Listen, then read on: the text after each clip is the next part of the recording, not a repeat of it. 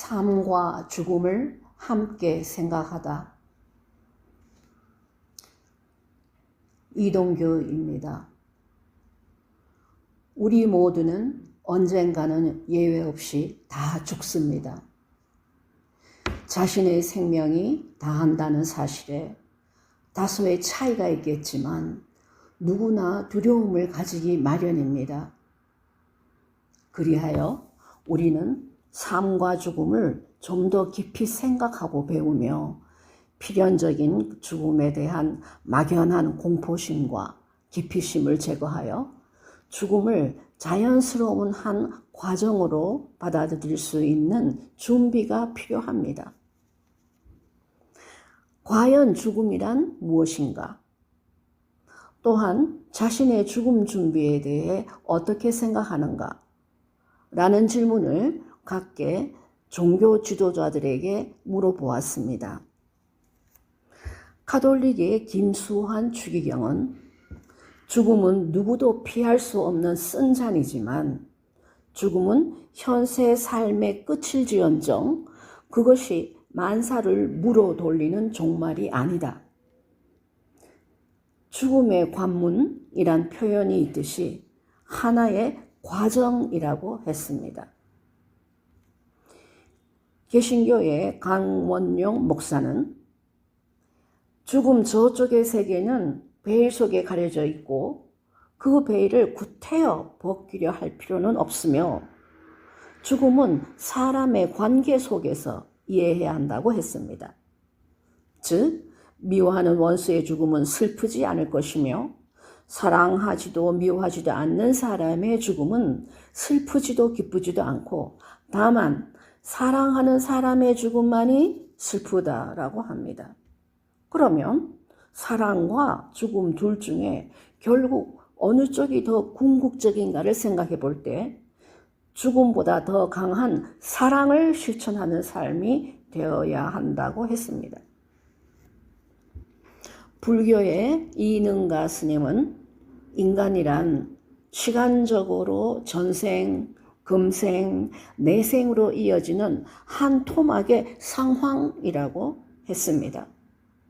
불타께서는 일단 인간 세계를 괴로운 그 고의 세계로 진단하고 2차적으로 그 고의 대책으로 발고열악, 즉 자비로서 중생의 괴로움을 없애주고 즐거움을 주는 방법을 설파했던 바, 그 발고열악의 다각적 방법론이 불교의 전부라고 해도 과언이 아니라고 했습니다. 유교 성균관대학교 이사장 이병주 박사는 사람은 대자연 속에서 조물주가 만든 한 생물체이며 천당이나 극락세계를 실제적이고 구체적으로 설명할 수 없기에 내세에 대한 긍정도 부정도 하지 않으며 다만 금세에 우리 사람들이 성실하게 살면서 남을 도와주는 삶이 되어야 한다며 우리나라 전통 사상인 부모와 조상에 대한 효를 실천하는 삶이 근본이라고 했습니다. 또한 죽음학의 대가인 알폰스 디켄 박사는 죽음은 삶의 한 과정이라고 하며 죽음 준비 교육의 15가지 목표를 제시했습니다.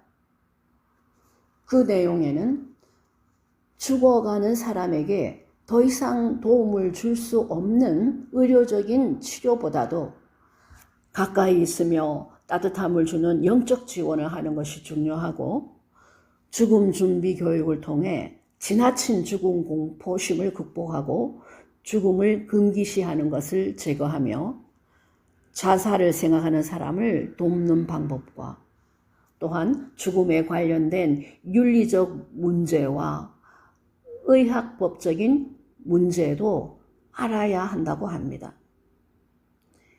슬픔 치유 교육과 자기 자신의 장례식 준비 등 개인적인 죽음의 철학을 추구하여 자신의 죽음과 죽어가는 과정을 스스로 이해하면서 자유롭게 선택할 수 있도록 노력해야 할 것과 죽음에 대한 종교적인 해석을 배워야 함을 제시하고 있습니다.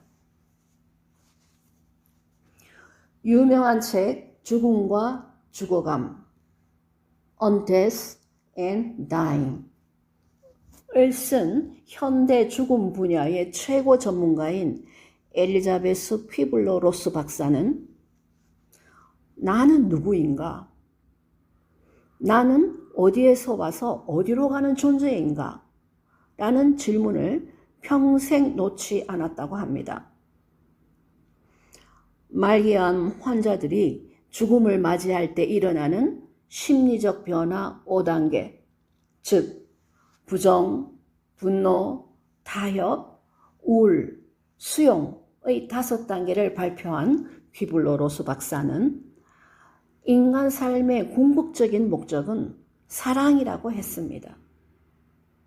또한 노예가 성충이 되어 자기 입에서 나오는 실로 고치를 만든 후 구속의 번데기가 되어 있다가 어느 날 나비로 변화하여 고치를 열고 날아오르는 현상으로 우리는 생명의 신비와 삶과 죽음의 의미에 대해 배우게 되며 우리 인간도 죽을 때 우리의 영혼이 육체로부터 해방되는 것이라고 말했습니다.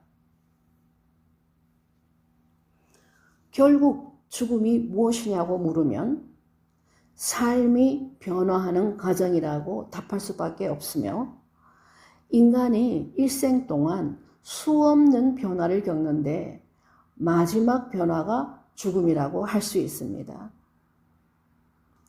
여러분들께서는 죽음을 어떻게 받아들이며 앞으로의 삶을 어떻게 연결시키시겠습니까?